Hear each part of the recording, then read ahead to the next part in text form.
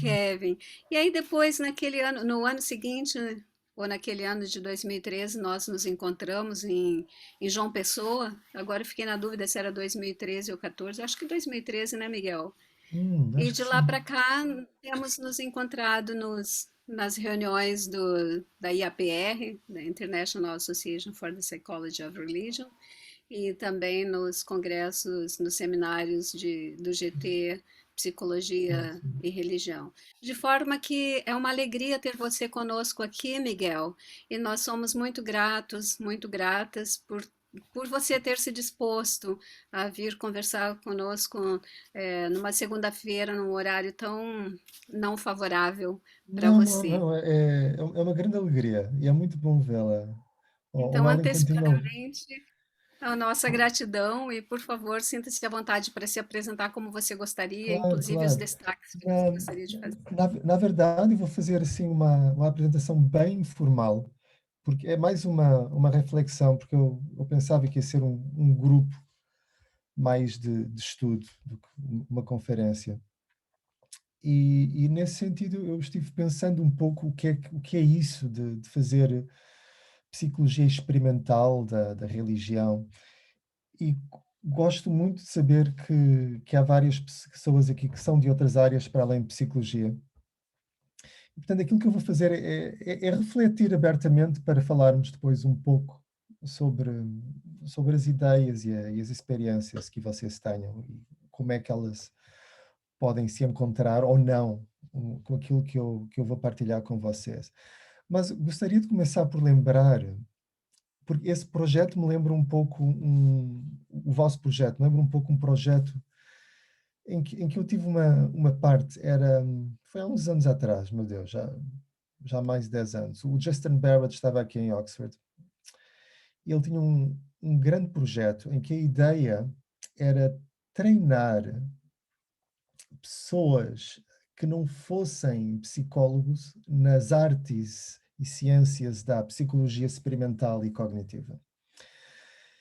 Então, nós tivemos vários workshops, mas um deles foi algo intensivo de 2 semanas em que ensinámos, era eu, Emma Cohen, que é antropóloga, mas também faz psicologia experimental, o Justin, éramos sobretudo nós os três a ensinar filósofos da religião, teólogos e antropólogos métodos experimentais. Entre os vários antropólogos estava o Stuart Guthrie, que alguns de vocês conhecem, que tem aquele livro famoso da, do antropomorfismo, que o próprio Justin Barrett diz que é um, uma grande inspiração para ele. Então, o Justin Barrett, que é um rapaz muito simpático, de quem eu gosto pessoalmente, tem uma ideia muito evangélica da partilha, de converter teólogos e filósofos e antropólogos aos métodos da psicologia experimental. Eu acho que é algo louvável em todas as pessoas que têm um zelo em converter os outros ao que quer que seja. Ah, eu tenho muito pouco desse zelo e sempre disse ao Justin que tinha muitas reservas em relação à paixão dele pela psicologia experimental. Mas eu estou dizendo isso um pouco de barriga cheia, porque fui obrigado para sobreviver enquanto psicólogo experimental num, numa cultura extremamente competitiva em que a psicologia cognitiva da religião é algo muito reduzido, fui obrigado a aprender e utilizar uma série de técnicas, desde ressonância magnética de imagem até vários métodos experimentais, tudo aquilo que eu pudesse utilizar para provar que eu conhecia os métodos experimentais. E eu vou dar 2 exemplos muito breves desse trabalho, só para exemplificar. Primeiro, a minha entrada nesses métodos e outra, uma coisa muito recente que fizemos há 2 anos no Brasil, precisamente. E depois vou falar-vos de uma reflexão recente que eu tive, em que contrasta um pouco, ou que releva um pouco do que eu considero também ser às fragilidades e problemas da utilização dessa metodologia experimental. Então, eu vou só partilhar share o meu screen, deixa eu ver onde é que eu vou. Aham, tá aqui. Conseguem ver o slide?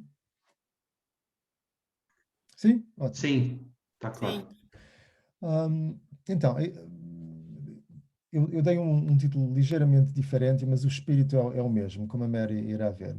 Experimentos com religiões. E nesse caso temos aqui várias imagens de religiões diferentes. Aqui em baixo fizemos algo em laboratório, ensinámos pessoas a fazer yoga e tínhamos uma condição em que havia uma parte, elementos espirituais e outros não espirituais. Do lado direito há uma igreja metodista no Reino Unido e as outras eu vou deixar-vos adivinhar porque são bem perto de vocês, especificamente na região de São Paulo, da cidade de São Paulo. Então, onde é que é? Então, para nos orientarmos, começando sempre com uma reflexão do livro do Desassossego. A alma humana é um abismo obscuro e viscoso, um poço que se não usa na superfície do mundo. Então, isso para começarmos com um espírito de humildade, com o que quer que seja que a gente queira descobrir, o principal é termos uma questão, primeiro, e depois estarmos sempre cientes do, do quão limitado é o nosso método e quão limitado será a imagem, o mapa que irá resultar da nossa pesquisa. Se não tivermos tudo isso em mente, então não conseguiremos nunca fazer um estudo experimental que seja interessante. Eu aprendi bastante com neurocientistas quando estava trabalhando com eles. É preciso incidir uma luz muito forte numa superfície muito, muito pequena do mapa. É preciso ter uma questão muito aguçada para podermos dar uma resposta a essa questão. Se começamos com uma questão grande ou com um mapa muito grande, então os nossos resultados vão ser muito desfocados, uma espécie de uns pixels tão desfocados que na verdade não conseguimos perceber nada. E isso acontece muito, eu vejo isso muito com vários estudos experimentais. Então, portanto, a questão basilar que me tem orientado nos últimos 21 anos, desde que comecei essa carreira, é se até que ponto é que a psicologia nos pode ajudar a iluminar o processo e consequências da experiência e crença espiritual. E como alguns de vocês imediatamente virão, isso não é uma questão simples, é na verdade uma questão demasiado abrangente, porque teremos primeiro de definir o que serão os processos, o que serão as consequências e o que é que serão essas crenças e experiências espirituais ou religiosas. Eu vou dar apenas esses dois exemplos de como tive um enfoque particular sobre uma definição particular dessas questões. Então, eu fiz o meu doutorado sobre pessoas interessadas, o que se chamava na altura de espiritualidade alternativa ou de nova era. Muitas dessas coisas, nesses últimos 20 anos, deixaram de ser alternativas. A meditação, por exemplo, passou a ser uma coisa bem mainstream. A alquimia ainda é uma coisa bastante, bastante fora do comum. Ah, mas outras coisas serão cada vez mais aceitas. Yoga, certamente, é uma coisa perfeitamente mainstream também. Então, depois de 2 anos a utilizar vários tipos de questionários padronizados, a tentar perceber o estilo cognitivo e personalidade desses indivíduos e utilizando grupos de controle também, o meu orientador me forçou a fazer algo que me parecia muito contraintuitivo. Começar a aproximar-me mais de uma metodologia experimental. E era algo que me soava de certo modo estranho, estar a sujeitar indivíduos a processos, a tarefas cognitivas algo misteriosas, eu diria. Então, a primeira coisa que utilizei, na verdade, eu tinha 2 orientadores, aquele que me obrigou é o último, o Mansur Lalji, que é um bom amigo. O que aparece em segundo, o Gordon Claridge, na verdade, é um grande mestre da esquizotipia, faleceu há 2 ou 3 semanas. Paz à sua alma. Então, eu utilizei um paradigma cognitivo. Ainda não é um experimento, no sentido em que não estamos manipulando claramente uma variável, mas é um quase experimento, no sentido em que estamos a sujeitar os participantes a uma tarefa para tentar perceber algo inconsciente neles. Neste caso, eles tinham durante 5 minutos de ver um ecrã, uma tela, tenho sempre de traduzir de Lisboa para o Rio, uma tela em que havia pontos aleatórios como esses e que iam mudando a cada 4 segundos. E nós dizíamos no princípio que esses pontos, metade das vezes, estavam mostrando alguma imagem, de um modo algo implícito, e outras 50% não estavam. Estávamos mentindo, claro. Na verdade, era tudo perfeitamente aleatório. O amigo que me fez isso é agora um manda-chuva da Microsoft na Índia. E alguns anos depois replicámos esse tipo de metodologia, mas utilizando, dessa vez, em metade das imagens havia de facto alguma imagem. Então, este tipo de paradigma é, é muito, é muito popular.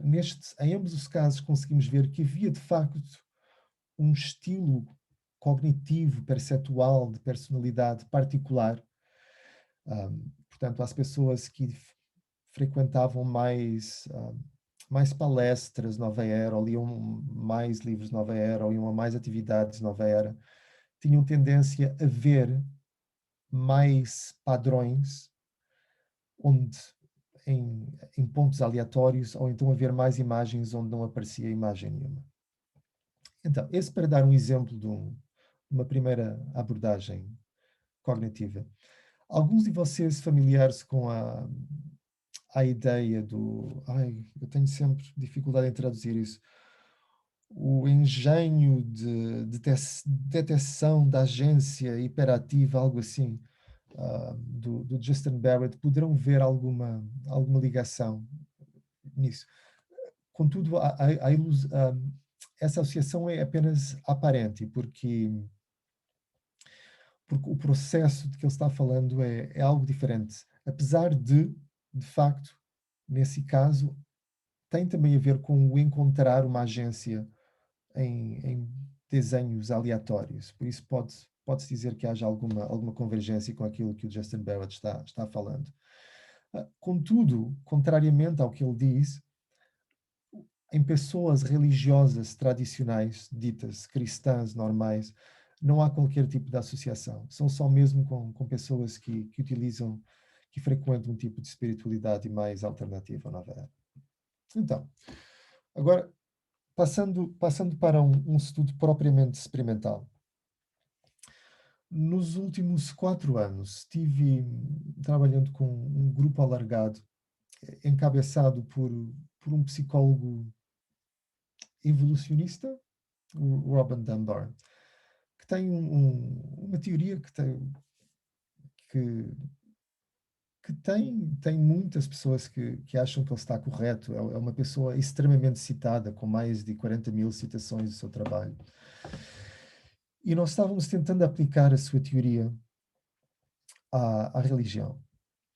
Então, a parte fundamental da teoria é uma teoria do vínculo social. Ele diz que o vínculo social é algo absolutamente crucial para a manutenção da civilização e a próprio desenvolvimento da nossa civilização como a conhecemos. E a religião forma uma parte importante porque, mediante os rituais, se dão esses vínculos sociais. Outra coisa importante que o Robin Dunbar fala, que adiciona algo às teorias tanto da psicologia quanto da sociologia da religião, é que ele fala de um componente biológico que está implícito nesse processo do vínculo social. Ele fala particularmente nas endorfinas. Então, nesse estudo, nós já tínhamos feito um estudo alargado, um estudo de campo, em que avaliávamos as pessoas antes e depois de um ritual em medidas de vínculo social e também de tolerância à dor, que é uma forma indireta de entender o papel das endorfinas. Nesse caso, como as endorfinas é algo que não podemos ver facilmente, nem através de uma análise de sangue, não é possível fazer esse tipo de estudo num ritual. Então, o que nós utilizamos foi um antagonista de opioides, de modo a ver se bloqueando o efeito normal dos opioides que esperaríamos que ocorresse num ritual, se isso iria ter influência no nível do vínculo social. Portanto, foi mais ou menos isso que eu disse. Então, como já tínhamos feito contacto com um grupo eclético de Umbanda em São Paulo, tenho uma aluna de doutorado que rapidamente aprendeu assim, um português bem rudimentar e depois pedia a outras pessoas que a ajudassem. Então, o que nós fizemos foi ir a um ritual de Umbanda e, antes do ritual, demos ou um placebo ou esse antagonista de opioides a 40 indivíduos que iam tomar parte nesse ritual. Na verdade, esses 40 indivíduos eram todos médiums, estavam participando. Devo dizer, também avaliámos isso, mas o efeito do antagonista de opioides não teve qualquer efeito sobre o transe mediúnico, que eu esperava potencialmente tivesse, mas não teve. Contudo, aquilo que verificamos é que para as pessoas que tomaram o placebo, houve aquilo que nós já tínhamos verificado antes. Há uma diferença significativa no vínculo social antes e depois do ritual. Contudo, para as pessoas que tomaram o antagonista das endorfinas, houve uma redução até do vínculo social. E depois vemos que há uma interação estatística significativa. E isso foi publicado aqui. E antes disso, temos um estudo piloto que fizemos com um ritual de laboratório.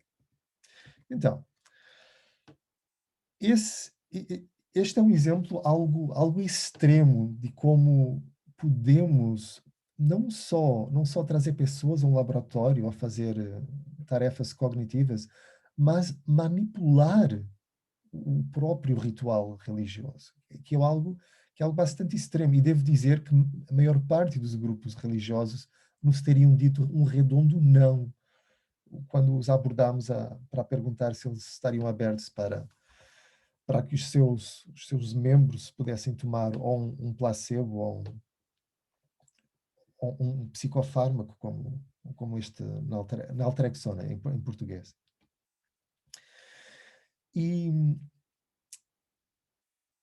eu creio que é assim, há algo de notável nessa possibilidade de levarmos esses métodos experimentais a algo extremos.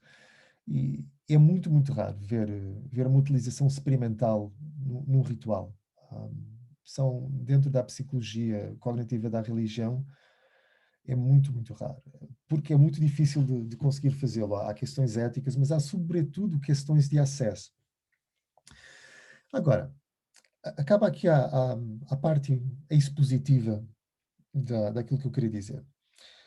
A outra parte que eu queria partilhar é que, também porque eu tenho feito pesquisa no Brasil, me tenho interessado mais por aquilo que está à margem. Portanto, não só o caso das religiões afro-brasileiras, que tenho outro estudo que estamos fazendo sobre mediunidade, não só no Brasil, mas noutros países. Mas fiquei também muito interessado em tentar perceber como funciona de um modo diferente a religiosidade num contexto indígena, por exemplo. E queria só dizer algo sobre isso, porque é algo que imagino que muitos de vocês também não sejam cientes do potencial, tanto teórico como empírico, desses estudos. Então, hum, não sei se é conhecido o livro do Papalagui no Brasil. Existem traduções portuguesas, francesas, italianas, não existem, curiosamente, traduções inglesas do Papalagui. Foi escrito originalmente em alemão, nos anos 30, e é a história de um indígena de uma ilha que foi colonizada pelos alemães, que vai visitar a Alemanha e depois escreve sobre a sua experiência. E eu reli isso há pouco tempo, há uns meses atrás. E é muito interessante, porque é muito raro o relato de um indígena que vem ao nosso mundo. É um pouco como ter um marciano olhando para nós. Ele está estupefacto com a nossa tecnologia, mas depois vejam bem a reflexão dele. Tudo isto me deixou estupefacto. Depois ele diz, a grande ambição do homem branco, o homem branco é o Papalagui na linguagem dele. A grande ambição do homem branco é realizar sempre novos e cada vez mais imponentes milagres. E assim, milhares de brancos passam as noites em dificílimas pesquisas a ver se descobrem como onde vencer Deus. Pois isso é na realidade o que está em causa. O Papa Lagui aspira a tornar-se Deus. Gostaria de se tornar o grande espírito e apropriar-se de todos os seus poderes.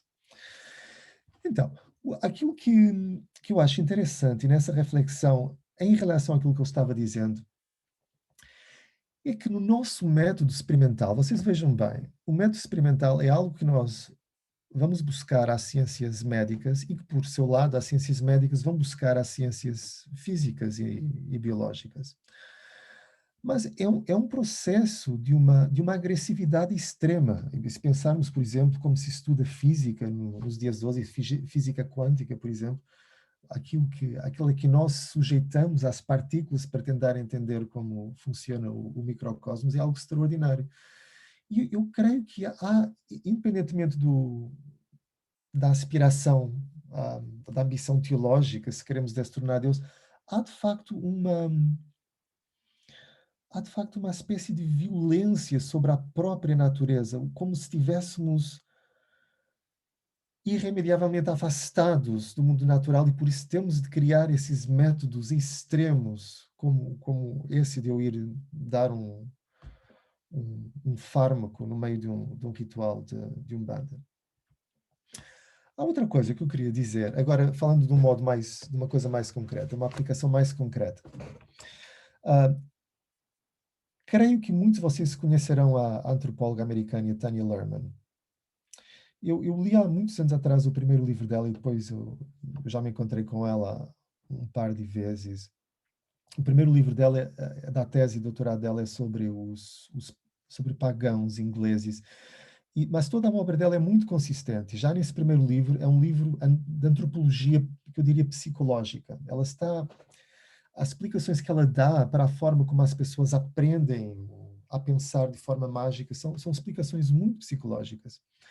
E ela se apaixonou moderadamente pela psicologia cognitiva da religião. E parte da introdução desse novo livro sumariza grande parte da psicologia cognitiva.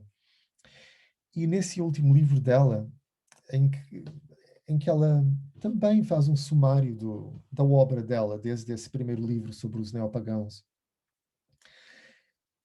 é uma teoria muito elegante, muito simples. O livro lê-se, você pode ler o livro na praia, está livre numa linguagem muito acessível. E a teoria dela é muito simples, a teoria é que o mundo natural está irremediavelmente separado do mundo sobrenatural. E, portanto, a religião é uma coisa difícil.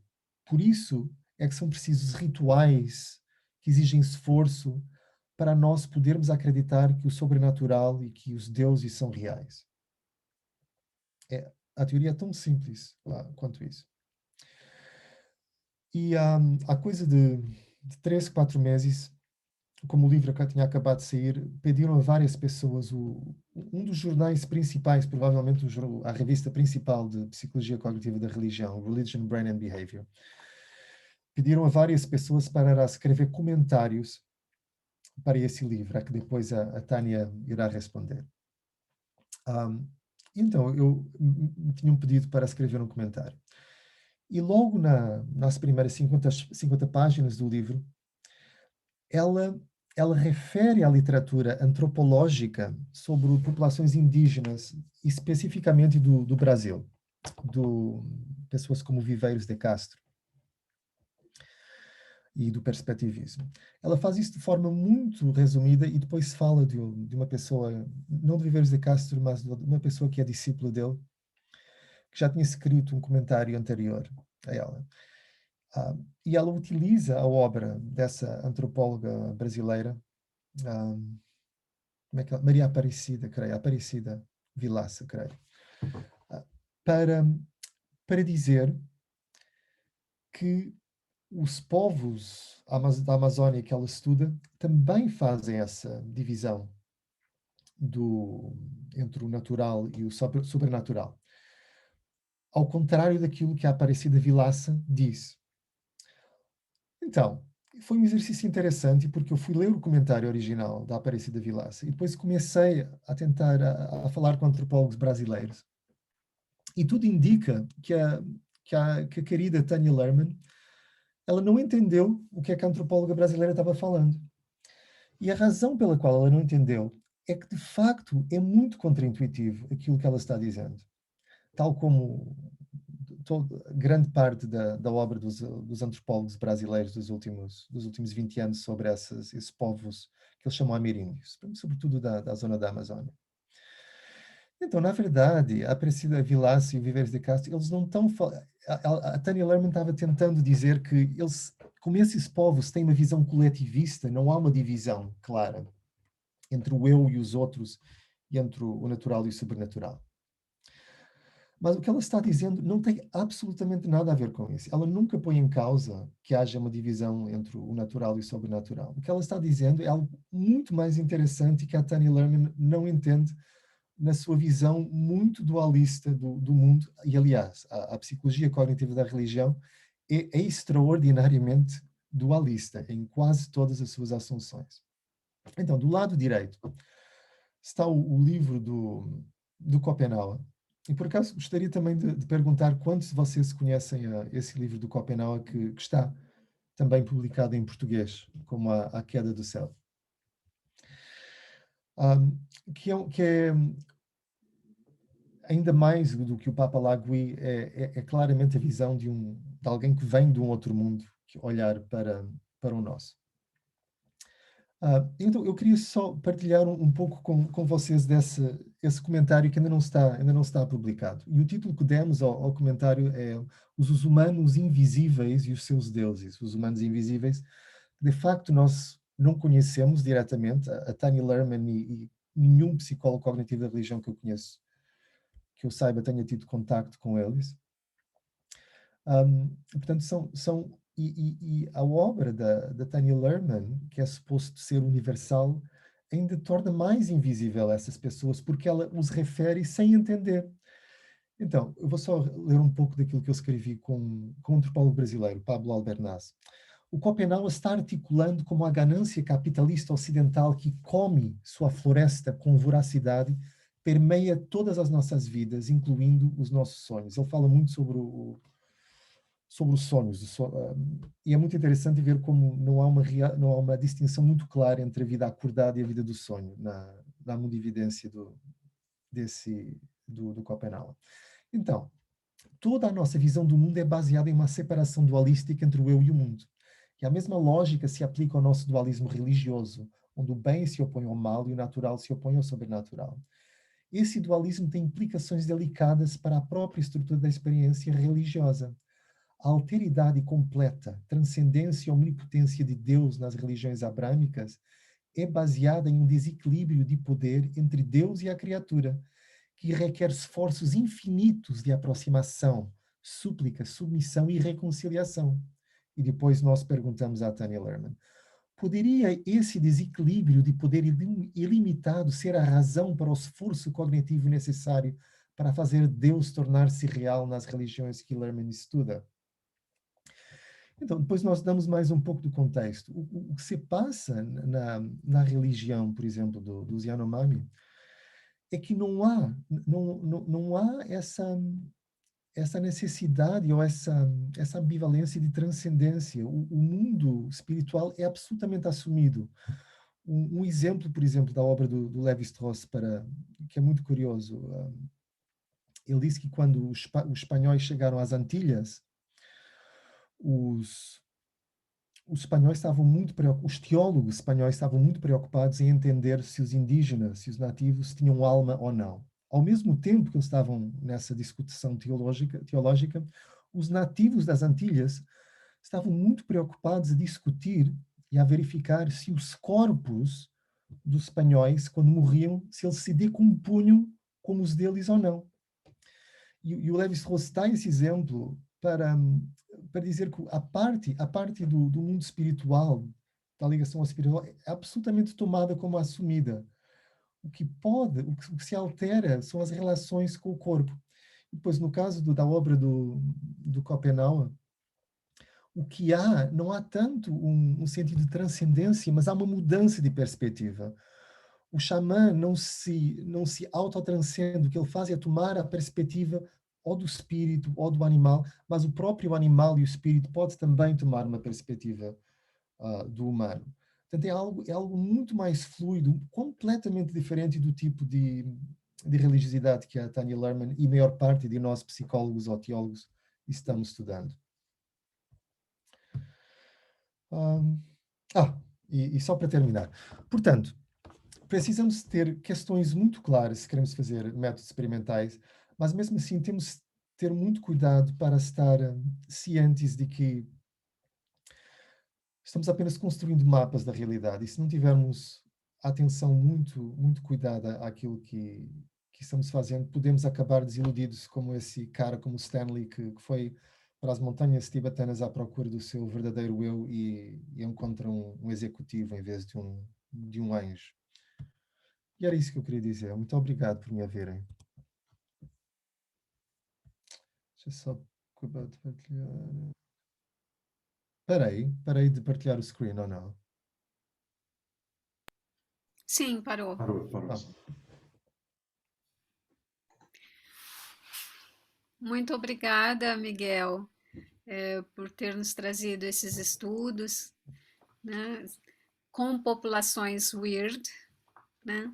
E que eu acho que é interessante você explicitar, falar um pouquinho mais sobre essa sigla grande, a importância delas na construção do conhecimento teórico em psicologia cognitiva da religião. Talvez pudéssemos começar com essa pergunta. E, de novo, muito obrigada por você ter trazido esses estudos aí para partilhar com a não, gente. na verdade, essa sigla foi utilizada num Uhum. artigo que tem sido muito citado, mas o autor escreveu há pouco tempo um livro de psicologia popular, precisamente com esse título. E o que é mais interessante nesse artigo é que fala da variação cultural da psicologia humana. Não só em termos de dimensões como a do individualismo ou coletivismo, mas como, por exemplo, ilusões perceptivas como a do Muller-Lehmann, como se alteram de cultura para cultura. Portanto, fenómenos que nós teríamos como universais, como ilusões perceptivas, como isso se altera mediante a cultura. E a outra coisa que eles estavam salientando é que maior parte, tipo mais de 90% dos nossos estudos são feitos utilizando populações estudantis, portanto que são muito peculiares, não é? Quer dizer, quantas pessoas no mundo é que são estudantes e mais estudantes de psicologia?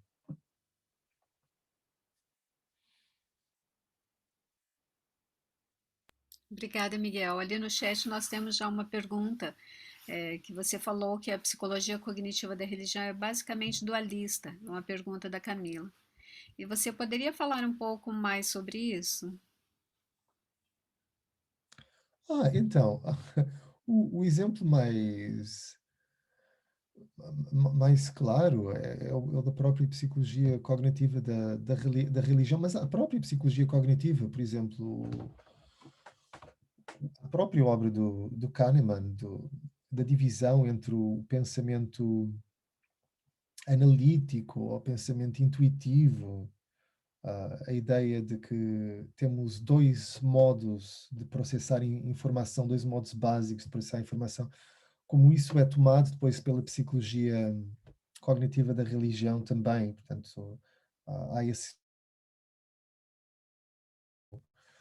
como ver agentes sobrenaturais no mundo, ou como mesmo indivíduos que não sejam religiosos, que tendem a, tendem a ver uma espécie de sobrevivência depois da morte, quando são sujeitos a certas tarefas experimentais. Ah, portanto, há uma série de formas extremamente dualistas na forma como, não só a psicologia cognitiva, de certa forma, muito da psicologia é assente em bases muito dualistas. Bom, para dar outro exemplo, o consciente versus o inconsciente. E o que é curioso é que dentro da história da filosofia ocidental, só começando na história da filosofia ocidental, há, se fala, por exemplo, se fala da intuição de um modo muito diferente, e não apenas como uma forma primitiva de processamento de informação, mas até como uma forma do intelecto ativo superior. Platão, por exemplo, falava da intuição nesse sentido. Durante a maior parte da Idade Média se falava da intuição desse modo, uh, hierarquicamente superior. Mas desde Descartes e depois deste Kant para a frente que foi destruída completamente essa noção. Então, a pergunta da Mariana: como dialogar métodos experimentais com religiões ameríndias, com rituais da ayahuasca, por exemplo, mantendo a ética e poupando nossos colaboradores? Pois é uma questão bem interessante. Ah, então, eu diria que com rituais da ayahuasca é mais fácil, porque, porque é muito mais fácil ter acesso a eles. E muito, estou pensando, por exemplo, que o pessoal da União do Vegetal, há imensos psicólogos e médicos envolvidos nisso. Imagino que eles seja muito mais fácil o acesso, porque eles próprios estão interessados em mostrar os benefícios da ayahuasca. Ah, portanto, em relação à ayahuasca, não, creio que não será particularmente difícil. Aliás, acho que, aliás, há uma série, há vários estudos mais dentro da psicofarmacologia. Dentro da psicologia há muito pouco. Os antropólogos certamente chegaram lá primeiro. Mas, olha, em São Paulo, certamente que deve haver imensos grupos ativos que utilizam a ayahuasca. Não seria muito difícil. Com religiões ameríndias é muito mais complicado. É outro mundo, é outra língua. Muitas vezes é difícil o acesso físico também. Acho. Mas, sobretudo, há também uma barreira do entendimento, como eu falei nesse exemplo, de como é contraintuitivo para nós tentar entender a mundividência deles. Acho que não é impossível, mas acho que tem de ser um trabalho muito mais colaborativo. Aliás, há uma noção de pesquisa que se chama pesquisa participatory research, participativa, em que se procura que sejam os próprios indivíduos que são estudados, eles próprios a desenvolverem métodos para estudarem eles próprios, em colaboração com os pesquisadores. Mas, portanto, vejam bem novamente a coisa agressiva de certo, eu, a pessoa doutorada em Oxford, vou vou até aqui, vou ali, vou à Mongólia, portanto, trago a minha maleta de pesquisa e sujeito as pessoas a isso. Enquanto que esses métodos ditos participatórios são muito mais interessantes no sentido ah, que obrigam a pessoa a ter uma atitude muito mais humilde e de uma abertura de diálogo muito maior. Ah, professor Miguel, você utilizou a expressão, o método experimental é um processo de uma agressividade extrema. Você poderia comentar e exemplificar outros métodos experimentais? Eu acho que o método mais, o exemplo mais óbvio são os exemplos da física e da biologia. Só para dar um, portanto, a física utiliza coisas extraordinárias, não é? Portanto, o tipo de o tipo de arcabouço instrumental que é preciso para estudar os processos de mecânica quântica são uma coisa de uma violência extraordinária. Um, mas pensem que grande parte da pesquisa experimental, inclusivamente de psicologia, por exemplo, no departamento onde eu fiz o doutorado e onde depois dei aulas em Oxford, tinha muitos colegas que utilizavam animais nas suas pesquisas, sobretudo pesquisas de processo de percepção básica. Eles faziam manipulações cerebrais. Um desses professores, inclusivamente, perdeu a licença para fazer experimentos, um, porque foi levado a tribunal por crueldade animal. Durante anos, havia ativistas dos animais fazerem manifestações à frente do departamento. Eu, a princípio, pensava que eram pessoas loucas ou perigosas, e todos os e-mails que recebíamos do departamento eram nesse sentido. Contudo, 10 anos depois, esses caras ainda lá estavam, não é? E a pessoa é obrigada a pensar, quem são essas pessoas? Será que eles podem ter razão? E é verdade que muitas das coisas que nós temos utilizadas já não utilizamos, e outras nós podemos pôr em questão.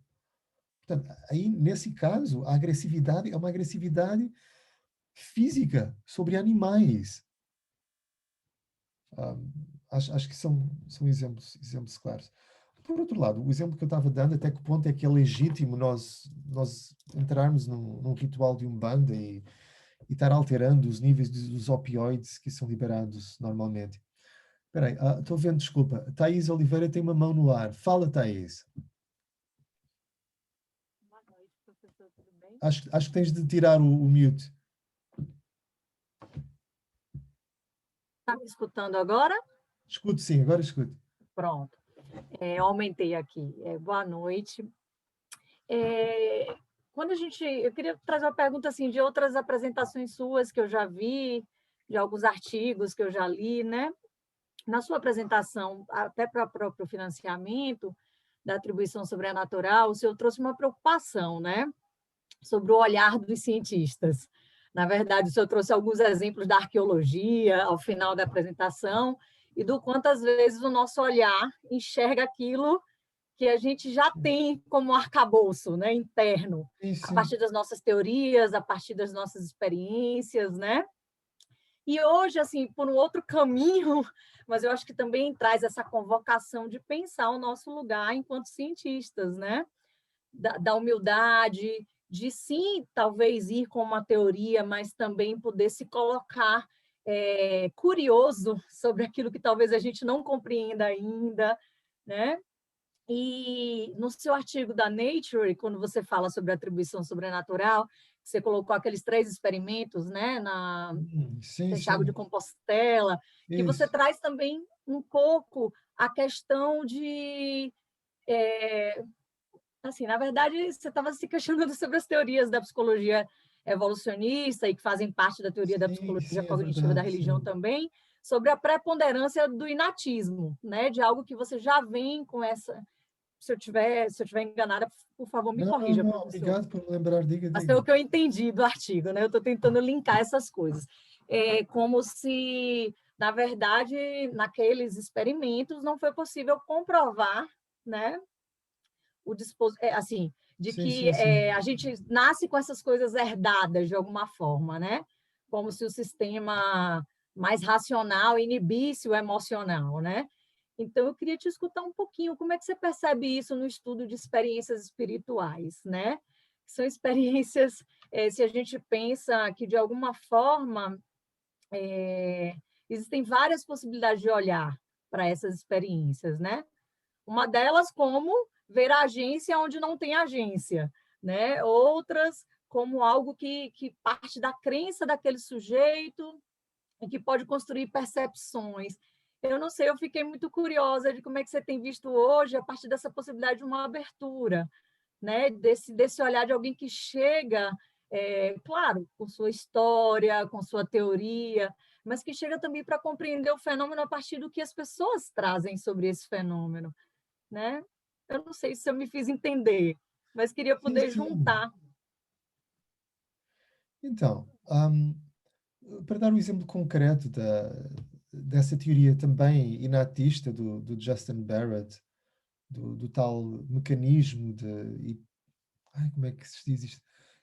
O nome já é horrível em inglês, em português ainda é pior. Dispositivo de detecção de agentes. Isso, obrigado, obrigado, Thais. Esse mesmo.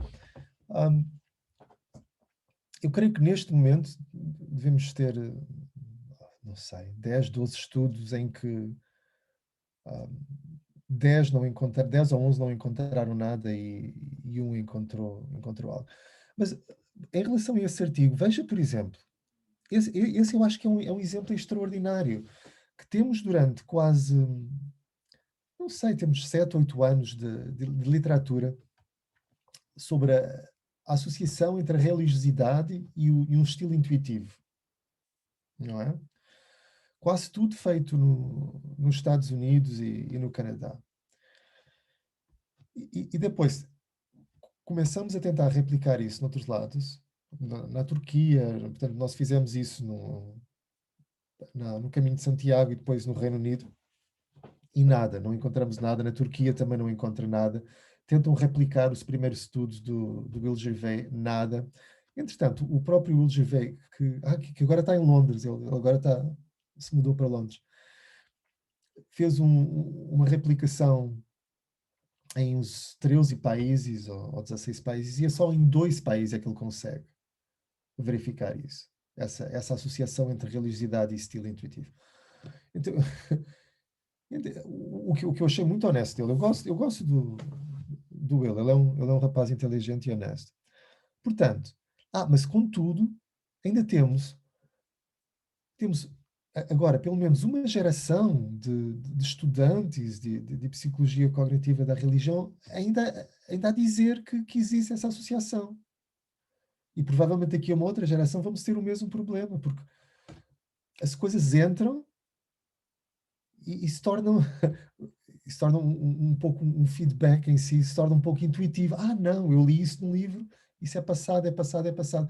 E veja, por exemplo, a própria ideia desse mecanismo do Justin se tornou famosa porque o Richard Dawkins fala disso num livro, e depois o Daniel Dennett também. Eu, eu pessoalmente, eu acho que é uma fábula, é uma coisa que o Justin, portanto, um rapaz que cresceu num ambiente urbano, pronto, passou pela ideia, enquanto estava lá estudando para o doutorado dele, uma pessoa que nunca viveu num ambiente natural sobre o qual ele está falando que a sua teoria se desenvolveu. Portanto, que o homem, enquanto vive num ambiente floral, natural, uma floresta, para distinguir dos predadores. É assim, ainda vou falar com mais alguns antropólogos, mas se eu começar a juntar toda a evidência anedótica que eu tenho, eu creio que não há qualquer razão para acreditar que o Justin Barrett, que essa teoria do Justin tenha razão alguma de ser. O Wellington disse que gostaria de fazer um comentário, e também tem um comentário do Pablo Ferrer ali Ah, sobre a religiosidade dos Yanomami, inclusive comentando que eles comem cadáveres nesse tempo de pandemia, e quero aproveitar para dar as boas-vindas para o Kevin. Eu não tinha visto que o Kevin estava aí, o Hi Kevin está Kevin, how are aqui you? conosco. E o Kevin, ele perguntou se é isso mesmo. Eles comem cadáveres neste tempo de pandemia? É isso mesmo? Né? Então, Então, eu nunca ouvi tal coisa, mas a única coisa que eu diria ao Pablo é a religiosidade no Yanomami é algo muito peculiar. E aqui, aí está, novamente, peculiar. Qual religiosidade é que não é peculiar? Da perspectiva de quem é que é peculiar ou deixa de não ser peculiar? Meu Deus, há coisas que nós fazemos. Vejam bem, eu cristão vou à missa e como o corpo de Cristo. Que é isso, meu Deus? Se calhar isso para os não é, isso sim, isso é que é canibalismo. Portanto, eu acho que temos que ter muito cuidado com essa coisa. E há, como nós sabemos, abordagens antropológicas e teológicas que falam dessa antropofagia cristã. Eu acho que temos que ter muito cuidado com isso. Temos de estar muito cientes da nossa forma peculiar de ver o mundo. Aquilo que me impressiona no livro do Schopenhauer, o mantra dele sobre a ganância que invade, os garimpeiros que invadem as terras dele, da ganância, mas que ele depois vê essa ganância espalhada por todos os países que ele visita, quando vai às Nações Unidas, ao Parlamento Britânico. Eu acho que é uma visão impressionantemente clara. Acho que ele está absolutamente correto. A ganância, de facto, domina quase toda a nossa vida, inclusive a nossa vida académica.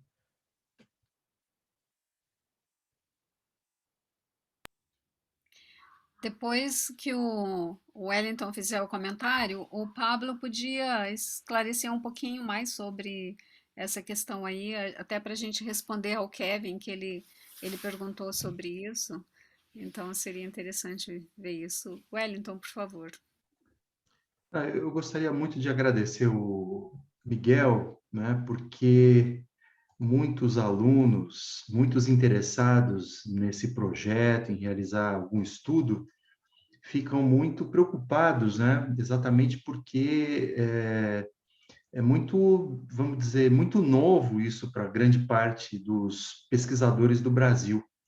E o que o Miguel parece estar trazendo é uma reflexão muito interessante, porque, de um certo modo, ele está dizendo da importância, veja, Miguel, se eu estou falando algo errado aqui, você está trazendo a importância de se considerar os aspectos qualitativos, apesar de você ser um grande pesquisador da área experimental também. Então, quando você, por exemplo, ressalta a importância da compreensão do universo simbólico dos grupos aos quais nós tentamos estudar, quando você fala da pesquisa participante como algo fundamental para compreender a lógica e as crenças de um determinado grupo, você pode muito bem, você está fazendo uma defesa de uma vamos dizer, de uma associação, né, de métodos. Então, você está propondo a utilização de multimétodos, o que me parece muito importante. Outra coisa que me parece muito relevante é que você está numa posição muito privilegiada, né? Você está entre dois mundos, entre o velho mundo e o novo mundo. Então, você tem condições muito melhores do que muitos dos pesquisadores que construíram certos construtos na psicologia cognitiva, na ciência cognitiva da religião, para considerar esse elemento relativizando, não é, esses conceitos à luz das diferenças culturais. Então, acho que é muito importante a tua participação aqui, exatamente porque a ênfase na pesquisa experimental, ela não deve, eu diria, nos fazer abandonar a pesquisa qualitativa, que é, eu diria, o carro-chefe da pesquisa brasileira em termos de estudo da religião.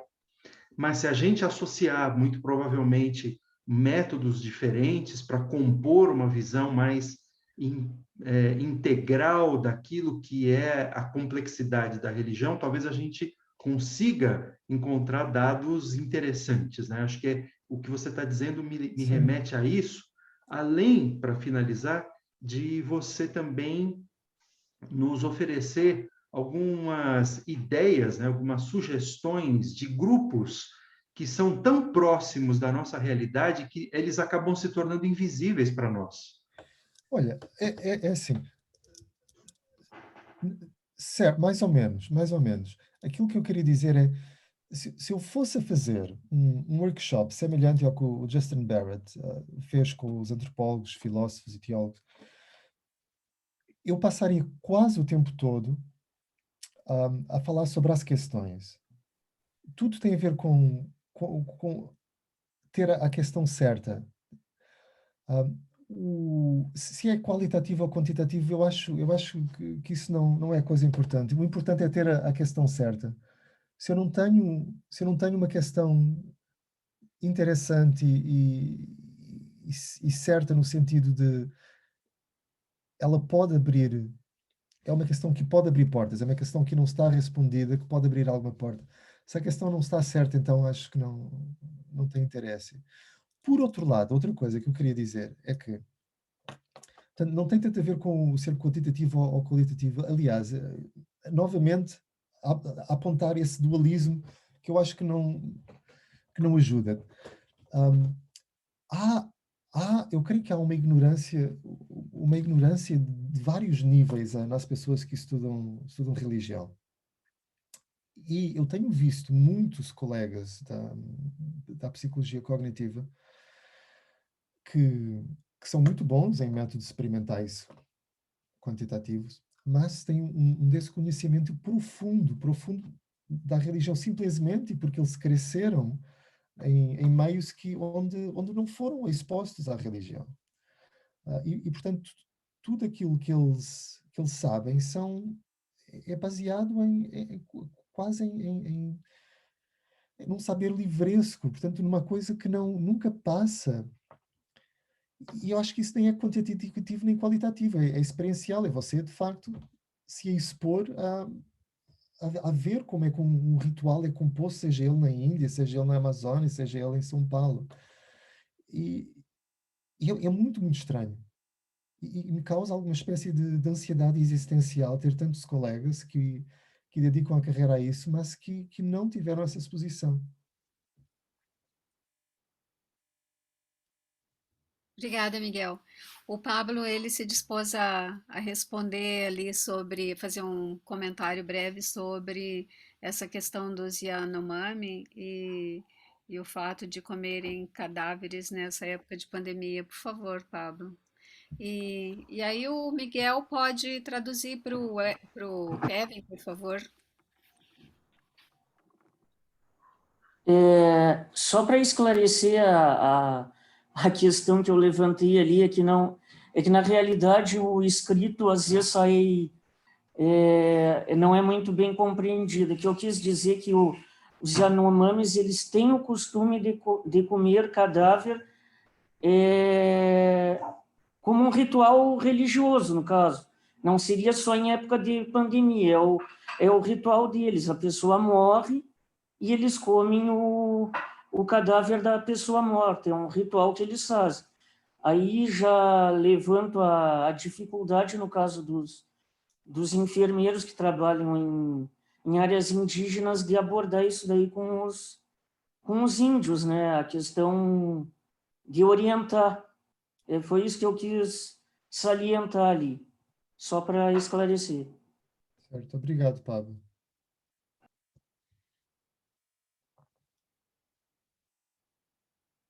Você pode traduzir para o Kevin, Miguel, por favor?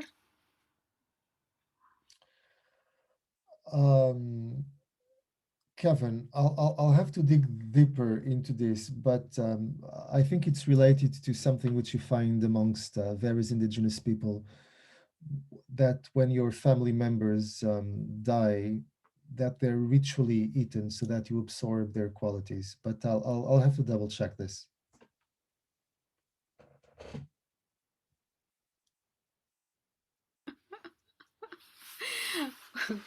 Ok. O, o Rodrigo está agradecendo muito a tua palestra, Miguel. Disse assim que as tuas palavras são um alento para ele. Obrigado, O Rodrigo. Kevin também comentou que, na verdade, o método experimental é um processo de amor extremo. Então, temos alguns comentários. Amor E extremo, sim. e como nós prometemos que teríamos você conosco 1h30, ou desculpa, 1 hora, não passaríamos disso porque é bem tarde para ti, Sim, né? sim. Você Eu, provavelmente está cansado. sim, por acaso agora, só porque o Kevin está aí, eu relembrava só, não sei se vocês conhecem aquele estudo que ele fez em que ele construiu um aparelho de ressonância de imagem cerebral na garagem dele, mas que era Sim, falso. sim, o Kevin nos contou uma vez Ele já sobre falou isso. disso, ótimo, Aham. ótimo. Portanto, também só mais um caso de como a nossa percepção da realidade se altera também em combinação com certos instrumentos. Uhum. Ok. Mais alguém gostaria de fazer algum comentário ou podemos encerrar por aqui e deixar o Miguel descansar? Ou não? Sei que foi um esforço para ti, Miguel, estar nesse horário conosco, então Não, eu é ótimo ver-te. Há muito tempo que não que te é, via. que é tarde, né? Agradeço de coração e esperamos que a gente possa te ver uma outra vez no próximo semestre para conversar sobre algumas coisas específicas. Vamos ver o que o É grupo sempre gostaria bom. de trazer aqui para conversar Obrigado, contigo. obrigado, E a gente te convida de novo, tá bom? obrigado. Obrigado, caríssimo Miguel. Sempre muito claro, muito profundo. Agradeço muito também da minha parte, do nosso grupo. Obrigado. Obrigado. Uhum. Bye, Pessoal, Kevin. obrigada Bye, bye. pela presença. Thank you, Kevin, for being with us. I don't know what you got from Miguel speaking in Portuguese with us. I'll send you the commentary I wrote to Tanya's Yes, book, Kevin. yes, that's a good idea. Ok. Boa noite para vocês. Muito Boa obrigada noite a e todos. até daqui 15 Tchau. dias.